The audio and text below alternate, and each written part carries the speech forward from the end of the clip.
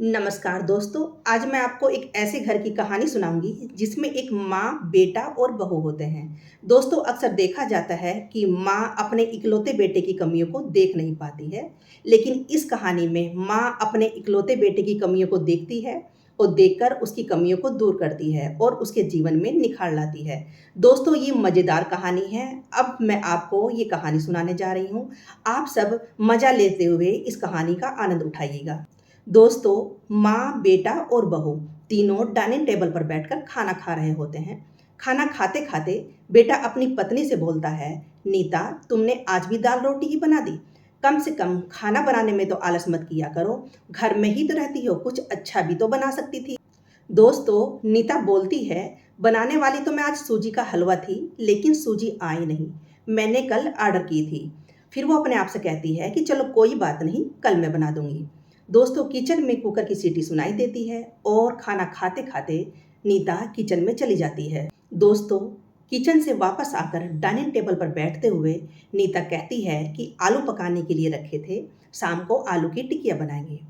उसकी सासू माँ भी यह सुनकर खुश हो जाती है दोस्तों, नितिन बीच में ही बोल पड़ता है कि ये अच्छा है, दोनों सास बहुएं अपने मनपसंद का खाना बनाकर खाती हो। दोस्तों, तभी डोरबेल बजती है। सुनीता फिर से खाने की टेबल से उठकर दरवाजा खोलने चली जाती है। दरवाजे पर डिलीवरी बॉय सूजी लेकर आया होता है दोस्तों।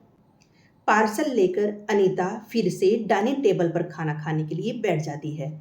तब माँ बेटे से कहती है कि तू दरवाजा खोल देता, बेचारी को खाना खाने का भी सुकून नहीं है। दोस्तों, बेटा कहता है, सॉरी माँ, मैं नहीं उठ सकता, मुझे ऑफिस जाने के लिए देर हो रही है। नितिन खाना खाकर ऑफिस की तैयारी करने के लिए अपने रूम में चला जाता है। कुछ ही सेकंडों बाद दोस्तों, वो नीता को आवाज लगाता है, "नीता, मेरी घड़ी कहाँ है? मिल नहीं रही है।" दोस्तों, नीता खाना खाते-खाते ही उसे बताती है कि अलमारी के ड्रायर में देखो। दोस्तों, नितिन कहता है कि नहीं मिल रही है। दोस्तों, नीता फिर एक बार खाने के टेबल से उठ के उसकी तरफ जाने ही वाली होती है कि सासू माँ उसे रोक लेती है और पहले खाना खाने के लिए कहती है। सासू माँ कहती है कि बच्चा नहीं है, ढूंढ लेगा वह। दोस्तों, थोड़ी देर बाद रूम से नितिन की आवाज़ आती है, "मिल गई।" उसके बाद दोस्तों, डाइनिंग टेबल पर दोनों सास-बहुएँ एक दूसरे की तरफ देखती हैं और देखकर मुस्कुराने लगती है। दोस्तों, अगले दिन सुबह-सुबह नितिन अपने बेडरूम में कोई फ़ाइल ढूँढ रहा होता है और उस फ़ाइल को ढूँढने के चक्कर में उसने पूरा कमरा तहस-नहस कर दिया होता है।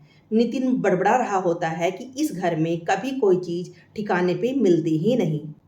वह कहता है कि इन औरतों को कोई काम है ही नहीं, हर चीज़ इधर से उधर करती रहती हैं। दोस्तों, नीता अपने कमरे में आकर कमरे का बुरा हाल देखती है तो नितिन से पूछती है कि क्या कर रहे हो? नितिन कहता है, वह फाइल कहाँ है जो मैंने तुम्हें परसों दी थी। नीता तुरंत वह फाइल निकालकर नितिन के हाथों में थमा देती है और उससे कहती है कि एक बार मुझसे पूछ तो लिया होता, पूरा कमरा फैला के रख दिया है।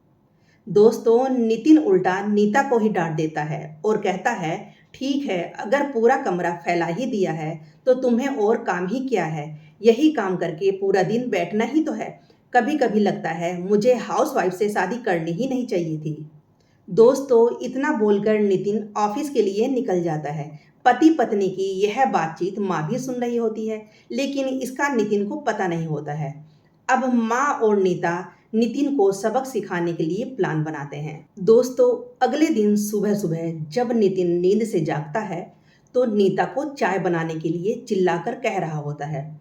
पास में ही सोफे पर बैठी माँ उससे कहती है कि नीता नहीं है, वह अपने माँ के घर गई है, कोई ज़रूरी काम था। दोस्तों, नितिन फ़ोन निकालकर नीता को कॉल करने लगता है। तब माँ उसे रोकते हुए कहती है कि फ़ोन मत कर, माँ के घर ही तो गई है, आ जाएगी 2-3 दिन में।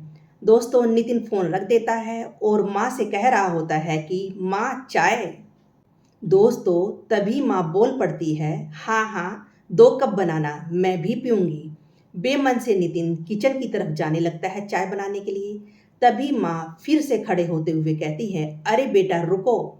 दोस्तों, नितिन को लगता है कि माँ उसे रोककर चाय बनाने के लिए चली जाएगी, लेकिन माँ कहती है कि मेरी चाय में थोड़ी चीनी कम डालना। दोस्तों नितिन चाय बनाकर लाता है। माँ और बेटा दोनों चाय पी रहे होते हैं। तब माँ बोलती है, अच्छी बनाई है, लेकिन नीता जो चाय बनाती है उसमें तुलसी की कुछ पत्तियां डाल देती हैं, उसका स्वाद ही कुछ अलग आता है। बेटा कोई बात नहीं, अगली बार जब तू चाय बनाएगा तो ध्यान रखना। नितिन माँ की तरफ देखता ही रह जाता है। दोस्तों थोड़ी देर बाद नितिन माँ से कहता है, माँ आज खाने में मटर पनीर। दोस्तों माँ फिर से नितिन की बात काटते हुए कहती है, अरे वाह, आज मेरा बेटा मुझे मटर पनीर बना के खिलाएगा। अच्छा है, काफ़ी दिनों से मटर पनीर खाने की इच्छा हो रही थी। नितिन कहता है, अरे माँ, मैं तुम्हें मटर पनीर बनाने के लिए कह रहा था। दोस्तों तभी माँ कहती है कि नहीं बेटा, मेरे घुटने में बहुत दर्द रहता है, मैं इतने घंटों तक किचन में खड़ी नहीं रह सकती। नितिन अपना फ़ोन निकालकर रेस्टोरेंट से ऑर्डर करने लगता है। दोस्तों तभी माँ उसे रोकते हुए कहती है कि इस उम्र में मेरा पाचन अच्छा नहीं रहता बेटा, मुझे गैस हो जाती है और तुम मुझे बाहर का खाना खिलाना चाहते हो। तू तो अपनी माँ से प्यार ही नहीं करता। वह कहती है कि चलो कोई बात नहीं, मैं कहाँ हर दिन मटर पनीर खाती हूँ, आज भी दाल रोटी ही खा लूँगी। आप बैठ, साथ में मिलकर खाते हैं। दोनों बैठकर खाना खाने लगते हैं। नितिन ने पहला ही निवाला मुंह में रखा होता है कि माँ उसे कहती है, अरे बेटा, दाल में थोड़ा नमक कम है। नितिन खाना खाते खाते उठता है और किचन से नमक लाकर माँ को देता है, फिर अपना खाना खाने बैठ जाता है। दोस्तों बीच में ही माँ खांसने लग जाती है और नितिन से कहती है, अरे बेटा, खाना गले में अटक गया है, थोड़ा पानी लेकर आ। नितिन फिर से खाना खाते खाते उठता है और पानी लाकर माँ को देता है। इन सब से नितिन के मुंह पर परेशानी साफ साफ देखी जा सकती थी। नितिन को अब महसूस होने लगा था कि जैसा बर्ताव वह नीता के साथ करता था, उसे कितना बुरा लगता रहा होगा। लेकिन नीता के मुंह पर उसने कभी सिकन तक नहीं देखी थी। माँ यहीं नहीं रुकती दोस्तों, खाना खाने के बाद नितिन को थालियां धुलने के लिए कहती है। फिर माँ अपने बेड पर आराम करने चली जाती है। उसके बाद नितिन को चादर उड़ाने के लिए कहती है। दोस्तों चादर उड़ाने के बाद जब नितिन अपने रूम में जा रहा होता है, तब माँ उसे रोककर एसी कम करने के लिए कहती है। इन सब बातों से नितिन परेशान हो जाता है, लेकिन कुछ बोल नहीं पाता। अगले दिन सवेरे सवेरे नितिन खाना बनाने के लिए सब्जियां काट रहा होता है, लेकिन दोस्तों उसका ध्यान सब्जी पर नहीं होता है। वह नीता के बारे में सोच रहा होता है और पछतावा कर रहा होता है कि वह कितना गलत था, कि हाउस वाइफ का काम कितना आसान होता है। तभी नीता उसके पास आकर उसके हाथों में पट्टी बांधने लग जाती है, यानी कि नीता कहीं गई ही नहीं थी। दोस्तों यह तो सास बहू के प्लान का हिस्सा था, जिससे वह नितिन से ही छुपकर उसी के घर में ही रह रही थी। दोस्तों नितिन नीता को देखकर काफी खुश हो जाता है और नीता से कहता है, घर का काम हम दोनों मिलकर करेंगे। नीता पूछती है, ऐसा क्यों? दोस्तों नितिन मुस्कुराकर कहता है कि मैं घर का काम सीख जाऊंगा और घर अगर हम दोनों का है तो घर का काम भी हम दोनों को ही करना चाहिए। दोस्तों आपको ये कहानी कैसी लगी कमेंट बॉक्स में ज़रूर बताइएगा और चैनल को सब्सक्राइब कर लीजिएगा।